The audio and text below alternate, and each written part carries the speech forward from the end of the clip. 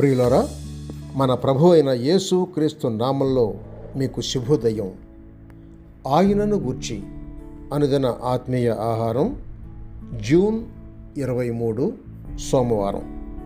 నేటి మన ధ్యాన లేఖనం మత్తయి సువార్త 22వ అధ్యాయం 42వ వచనం. క్రీస్తును గూర్చి మీకేమి తోచుచున్నది? వ్యాఖ్యానాంశం: ఆయన అనగా క్రీస్తు దైవత్వం. 1 మెస్సీయ దైవత్వమునకు పాత నిబంధన గ్రంథ సాక్ష్యం 4వ భాగం. మెస్సీయ దైవత్వమునకు పాత నిబంధన గ్రంథ సాక్ష్యం 4వ భాగం. వ్యాఖ్యానం: ప్రవక్త అయిన మీకా ప్రవచనం. ఇదిగో, యెహోవా తన స్థలమును విడిచి బయలుదేరుచున్నాడు. ఆయన దిగి భూమి యొక్క ఉన్నత స్థలముల మీద నడవబోచున్నాడు అను వాగ్దానంతో ఆరంభమవుతోంది.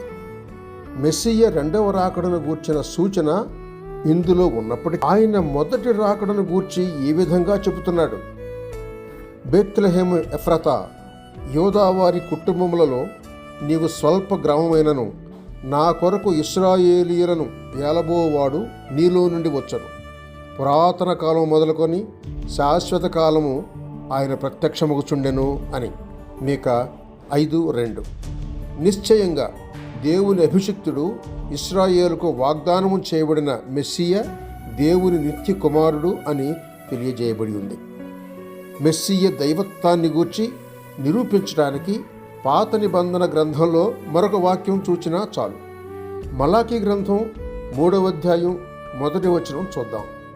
ఇదిగో, నేను నా దూతను పంపుచున్నాను, అతడు నాకు ముందుగా మార్గము సిద్ధము చేయును.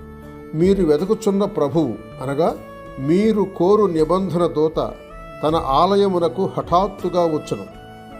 ఇదిగో, ఆయన వచ్చుచున్నాడని సైన్యములకు అధిపతియగు యెహోవా సెలవిచ్చున్నాడు.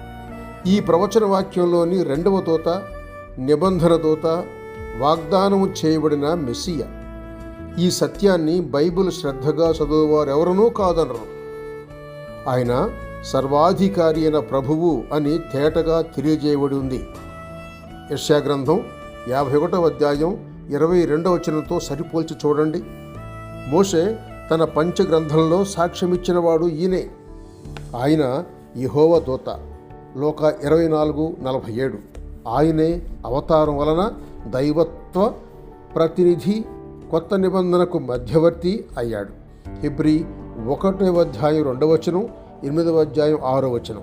ఈయనే పాత నిబంధన ప్రకారం ఆ కాలంలో దేవుని దూత, దేవుని ప్రతినిధి అయి ఉన్నాడు.